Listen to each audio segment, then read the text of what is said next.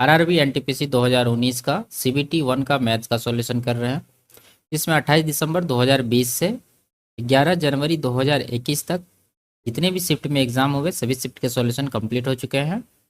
इन सब का video playlist पे मिल जाएगा। और 12 जनवरी 2021 का पहला शिफ्ट का सॉल्यूशन भी कंप्लीट हो चुका है, इसका वीडियो भी प्लेलिस्ट पे मिल जाएगा। आज की क्लास में इसका दूसरा शिफ्ट का सॉल्यूशन करेंगे। इससे पहले चैनल पर नए हैं तो चैनल को सब्सक्राइब कर दीजिए। आगे बढ़ते हैं।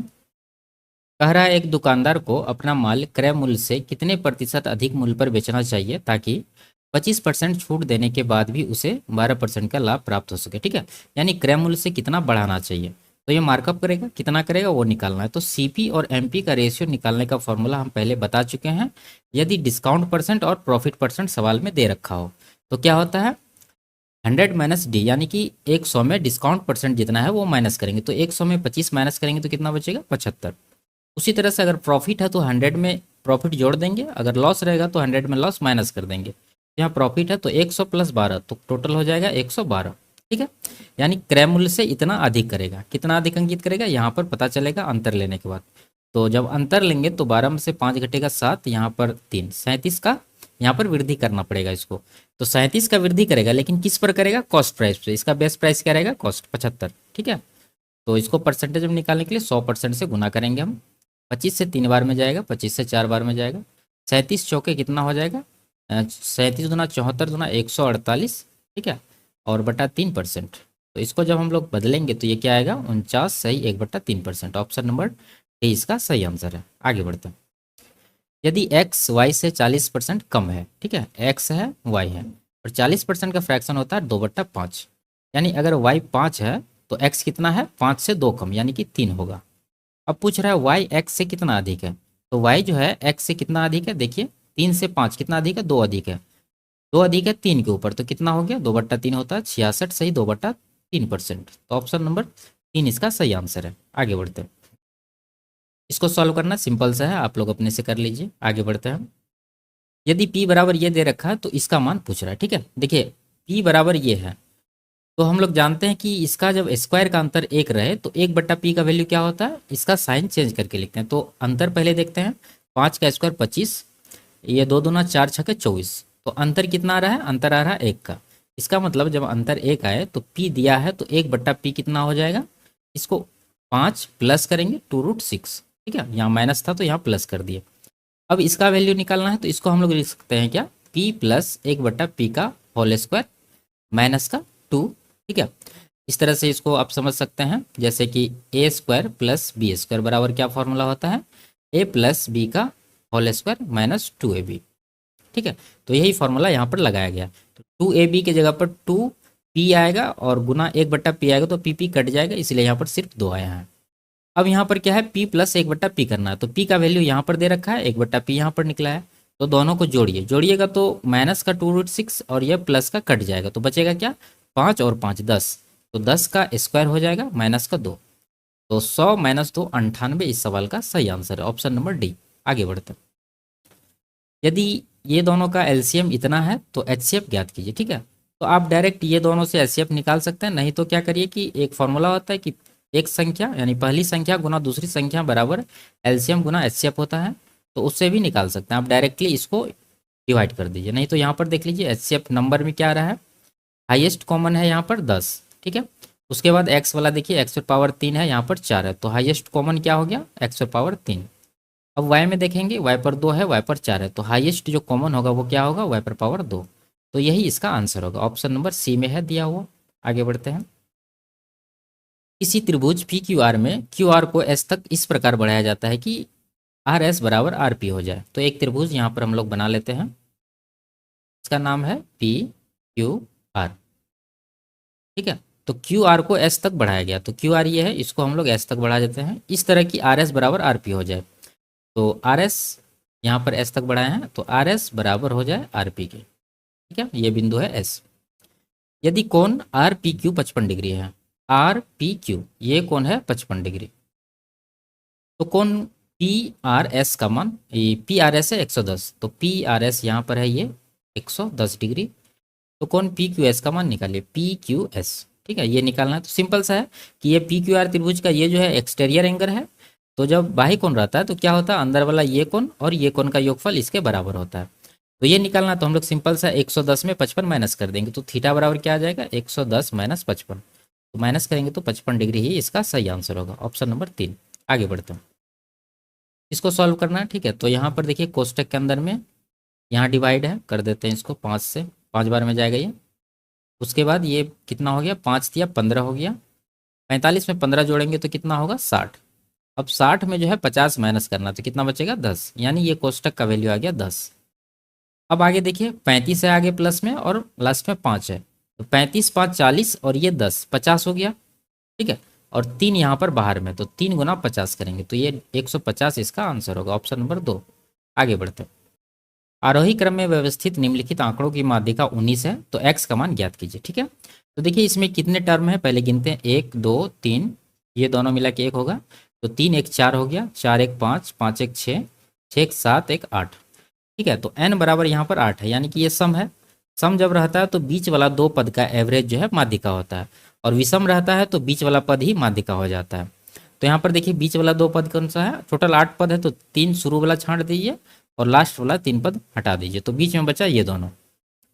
इन दोनों का एवरेज निकालना, तो जोड़ के 2 से डिवाइड करना पड़ेगा, तो x प्लस एक्स ये हो जाएगा 2x प्लस 4 8 12, इसको 2 से डिवाइड करेंगे, यही माध्यिका के बराबर होगा, ये जो 19 सवाल में दे रखा है। ठीक है, तो ये 2x बराबर हो जाएगा कितना, 19 दूना 38 में 12 माइनस होगा तो कितना बचेगा 26, 2 से कटा देंगे 13, तो x का वैल्यू कितना आ गया 13, यही पूछ रहा है, तो ऑप्शन नंबर 1 इसका सही आंसर है। आगे बढ़ते हैं, यदि एफ एक्स बराबर ये है तो F2 का मान निकालना। ठीक है, यहाँ पर जो है x के जगह पर क्या है 2 है, तो हम लोग जब x का मान 2 रखेंगे इसमें, तो ये क्या बनेगा, ये बन जाएगा 2 प्लस 1 बटा x, यानी कि 2 माइनस 1, 3 बटा 1। ठीक है, तो 3 इसका आंसर होगा, ऑप्शन नंबर डी।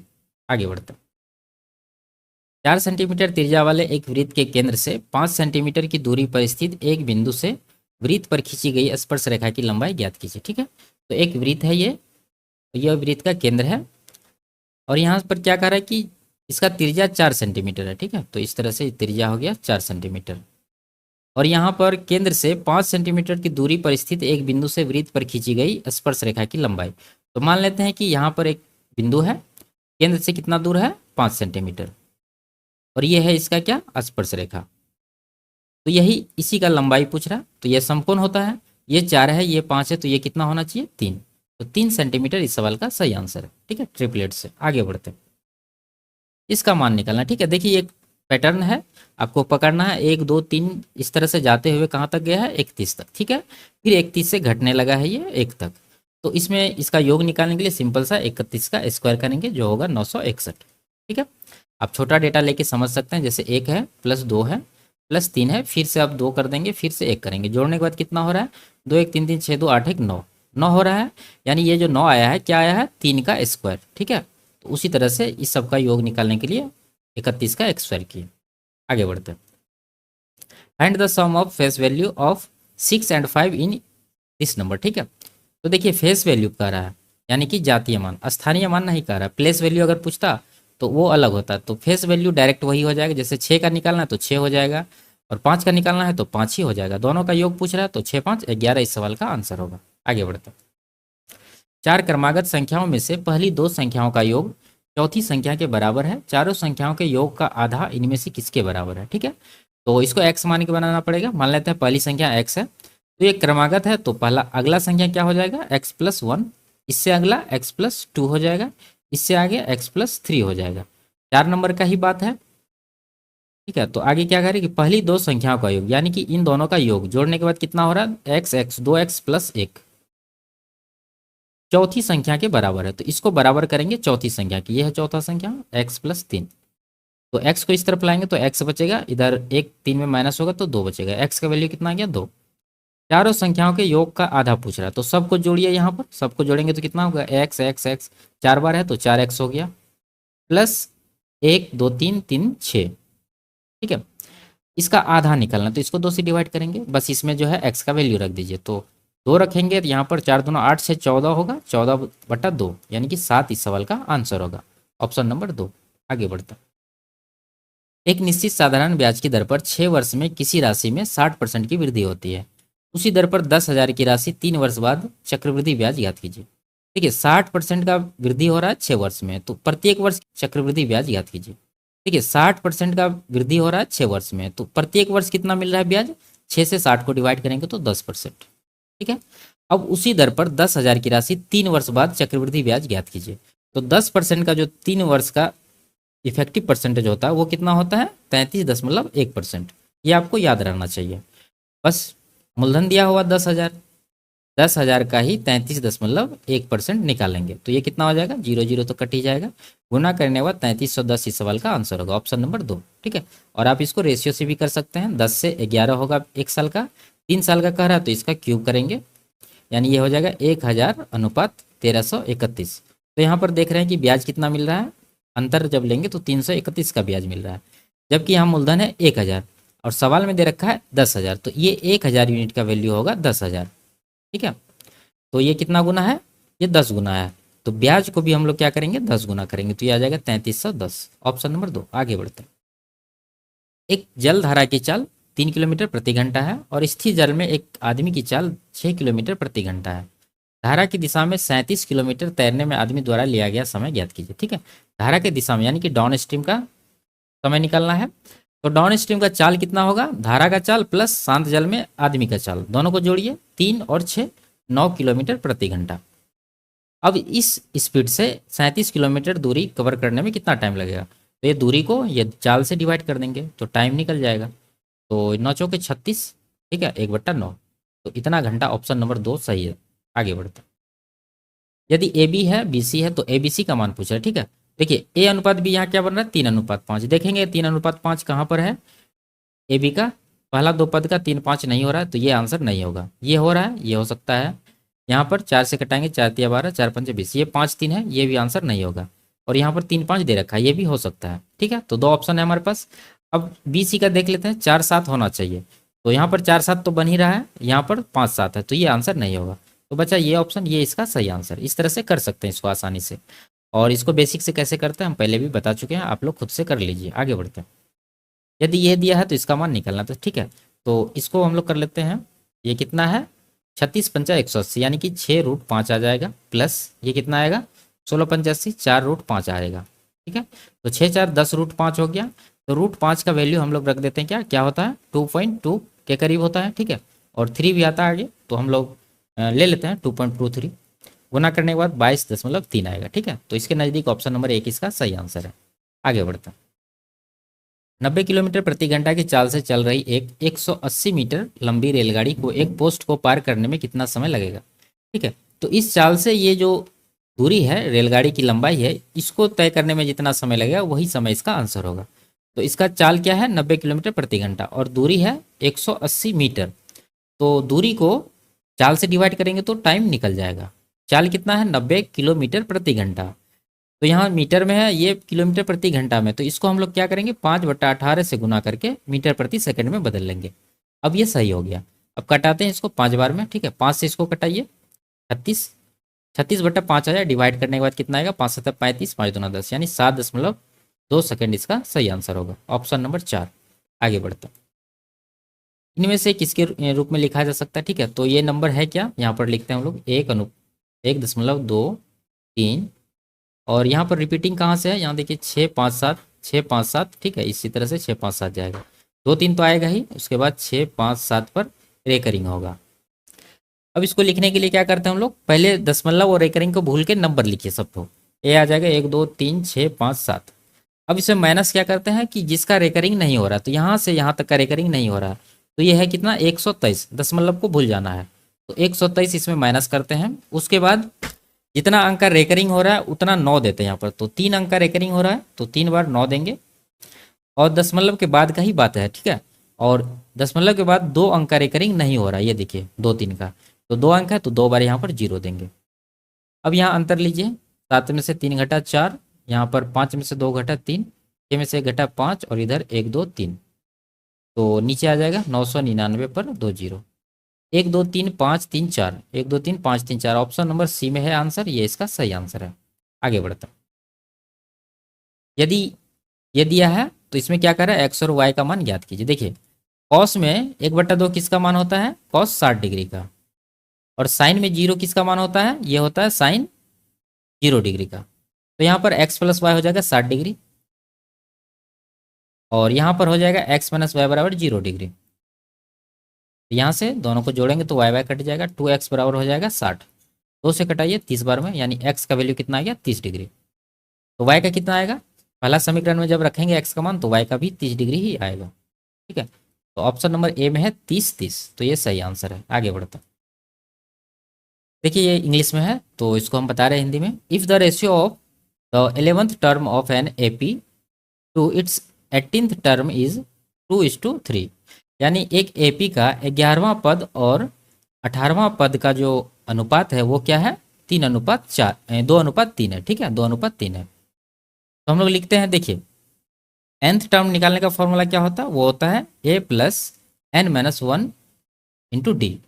ठीक है, तो यहाँ पर देखिए 11th टर्म है तो इसको हम लोग क्या लिखेंगे? a प्लस ये n हो गया 11, तो 11 में एक माइनस करेंगे तो 10 डी आएगा, यानी कि एक कम करके लिख रहे हैं। तो इसी तरह से हम यहाँ पर डायरेक्ट लिख रहे हैं, तो क्या हो जाएगा? ये a प्लस 11वां पद है तो 10 डी आएगा, यानी कि 10 डी, और 18वां पद है तो एक कम करेंगे यानी कि a प्लस 17 डी आ जाएगा। इन दोनों का जो अनुपात है वो क्या दे रखा है? 2:3। तो यहाँ से ए डी का हम रेशियो निकालते हैं, क्रॉस मल्टीप्लीकेशन करेंगे, क्या होगा? 3 गुना ए, 3a इधर 2a। ठीक है, तो 2a और 3a का अंतर 1a आ गया, बराबर इधर 10 या 30, 17 दूना 34, अंतर आ रहा है 4d का, 4d, यानी a बराबर आ गया 4d। इसको यहाँ तक रहने देते हैं। आगे देखिए क्या कह रहा है? Find the ratio of the sum of its first 5 terms to the sum of its first 10th terms. ठीक है, यानी प्रथम 5 पद का योग और प्रथम 10 पद का योग का अनुपात। तो देखिए योग निकालने का फॉर्मूला क्या होता है? यानी कि एस एन बराबर हो जाता है n/2 into 2a plus n minus 1 into D. ठीक है, एपी का ये फॉर्मूला है योग निकालने का। तो यहाँ पर क्या करा कि 5वां पद निकालना है, तो क्या हो जाएगा? S5 क्या हो जाएगा? और 10वां पद निकालना है तो S10, इसको लिखते हैं। इन दोनों का रेशियो लेते हैं यहाँ पर n/2। तो यहाँ पर 5 पद है तो n की जगह पर 5 आएगा, यानी कि 5/2 होगा। और नीचे पहले इसका कर लेते हैं पूरा, 2a प्लस n माइनस 1, तो n 5 है तो 5 में 1 घटा 4, 4 गुना डी, 4d आ जाएगा यहाँ पर। इसी तरह से नीचे भी करेंगे, 10 है तो 10/2 हो जाएगा, अंदर 2a प्लस 10 में से एक कम, यानी कि 9d हो जाएगा यहाँ पर। ठीक है, अब यहाँ देखिए 2 2 कट देते हैं, 5 1 5, 5 दूना 10, तो ये क्या आ रहा है? यहाँ पर 1 है, यहाँ पर 2 है, तो ये आ जाएगा कितना? 2a plus 4d। अब यहाँ पर एक काम करते हैं हम लोग, ये जो a का वैल्यू 4d निकल के आया है ये यहाँ पर रिप्लेस कर देते हैं a के साथ। तो a बराबर 4d है तो 2a बराबर कितना होगा? इसका 2 गुना 8d हो जाएगा, ये हो जाएगा 8d प्लस 4d पहले से है। नीचे उसी तरह से करेंगे, 2 पहले से दिया हुआ इसमें रहने देते हैं। 2a, a का मान है 4d तो 2a का कितना होगा? 8d, ऊपर में जिस तरह से किए हैं प्लस 9d दिया हुआ है। अब देखिए ऊपर जोड़ के 8 4 12d हो रहा है, और नीचे हो रहा है 2 गुना 8 9 17d। तो यहाँ से डी डी कट जाएगा, 2 से कट जाएगा 6 बार में, तो क्या आ गया? 6/17। तो 6:17 इस सवाल का सही आंसर है। ऑप्शन नंबर सी इसका सही आंसर। आगे बढ़ते, पी क्यू उस वृत्त का व्यास है जिसका केंद्र ओ है, यदि उस वृत्त पर एक बिंदु आर स्थित है और कोण आर पी ओ का मान 39 डिग्री है, कोण आर क्यू पी का मान ज्ञात कीजिए। ठीक है, एक वृत्त है ये, इसका केंद्र ओ है, पी क्यू वृत्त का व्यास है, तो यहाँ पर एक व्यास बना लेते हैं पी क्यू। ठीक है, पी क्यू, और उस बिंदु पर यानी वृत्त पर एक बिंदु है आर, तो मान लेते हैं यहाँ पर एक बिंदु है आर। ठीक है, ये नहीं, ये मान लेते हैं।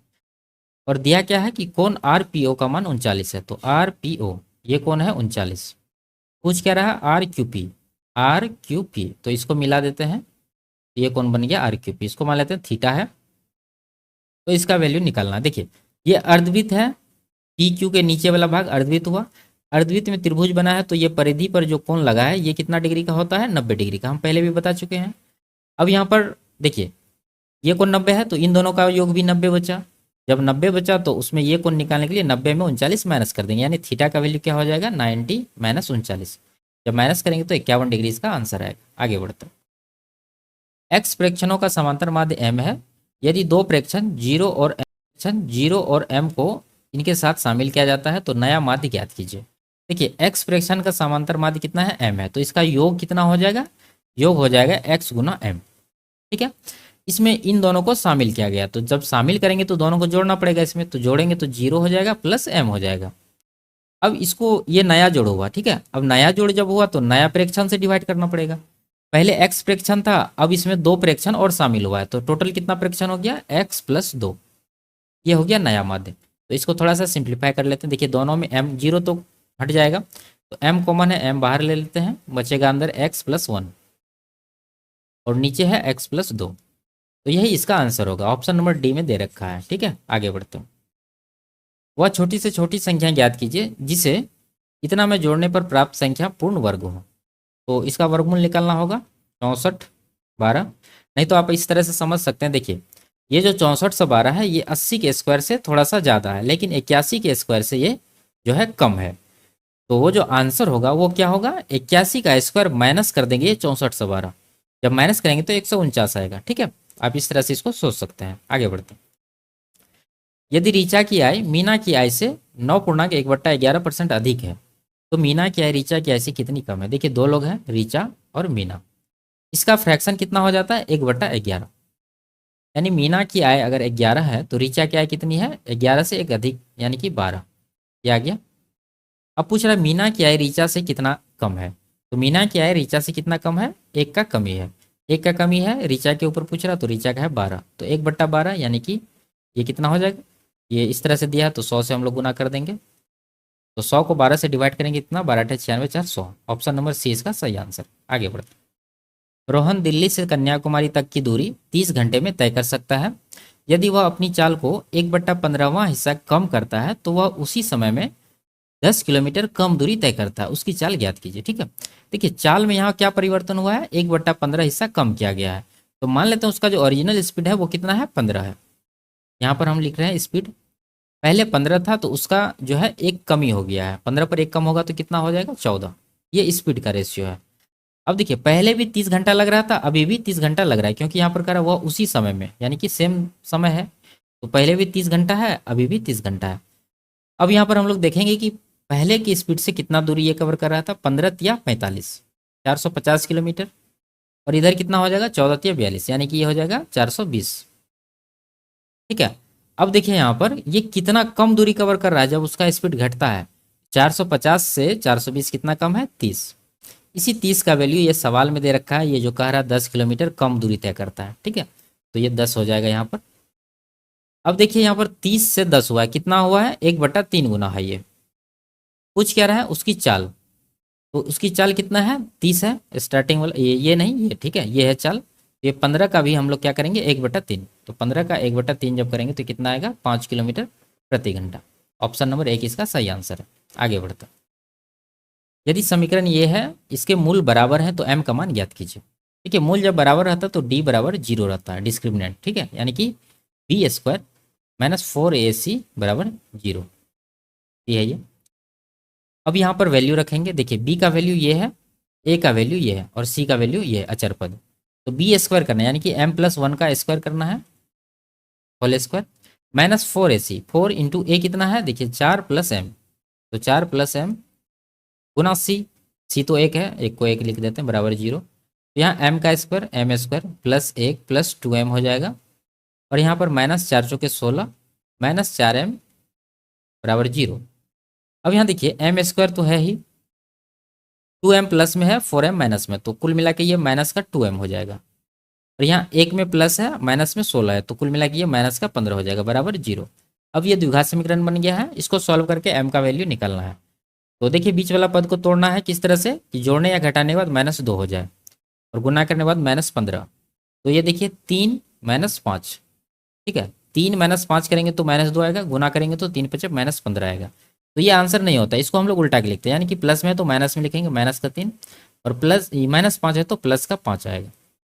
तो ये m का दो वैल्यू आया है, -3 और +5, +5 -3, ऑप्शन नंबर डी में है, ये इसका सही आंसर है। आगे बढ़ते हैं। एक निश्चित साधारण ब्याज की दर पर 800 की राशि 3 वर्ष में बढ़कर 920 रुपया हो जाती है। यदि ब्याज दर में 4% की वृद्धि होती है तो राशि बढ़कर डैश हो जाएगी। देखिए 800 से 920 हुआ तो कितना ब्याज मिला है 120।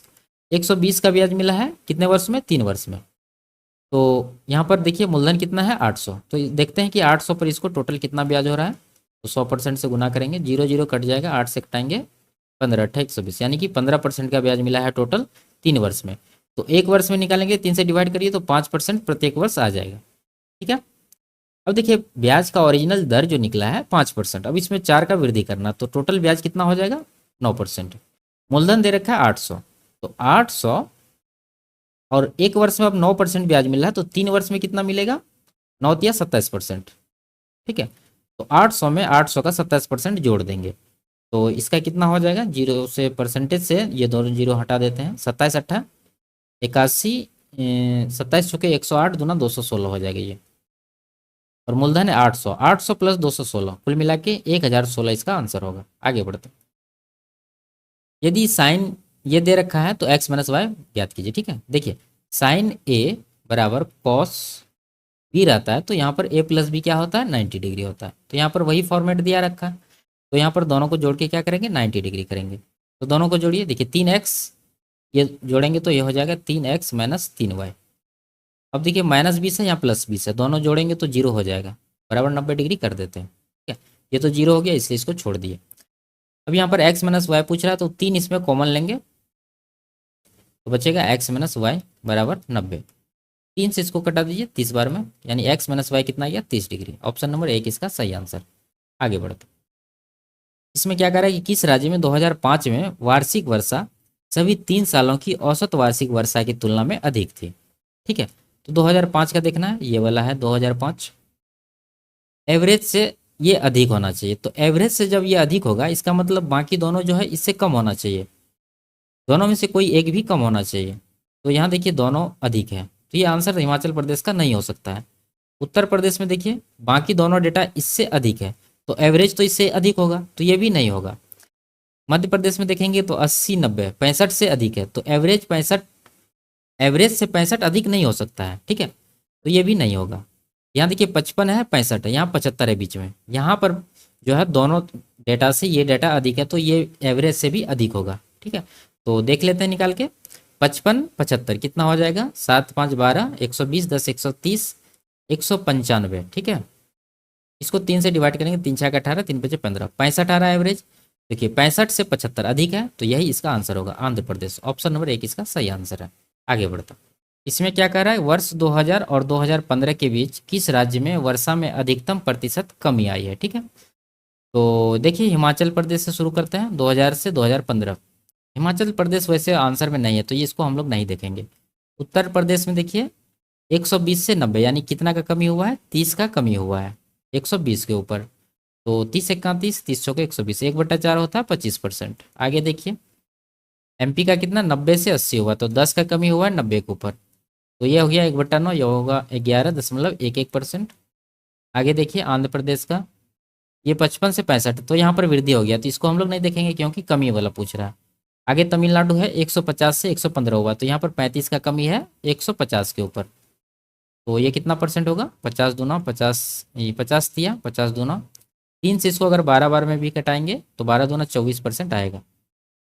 तो अधिकतम जो कमी हो रहा है यहाँ पर हो रहा है 25%, ये किसका था उत्तर प्रदेश का, तो ये इसका सही आंसर ऑप्शन नंबर सी। आगे बढ़ते, वर्ष 2015 से 2018 के बीच किस राज्य में अनाज के उत्पादन में अधिकतम प्रतिशत परिवर्तन हुआ। 2015 से 18। ठीक है, तो देखिए महाराष्ट्र 120 से 150, तो यहाँ पर 30 का वृद्धि है 120 के ऊपर, तो 30 चौके 20, ये हो जाएगा कितना 25%।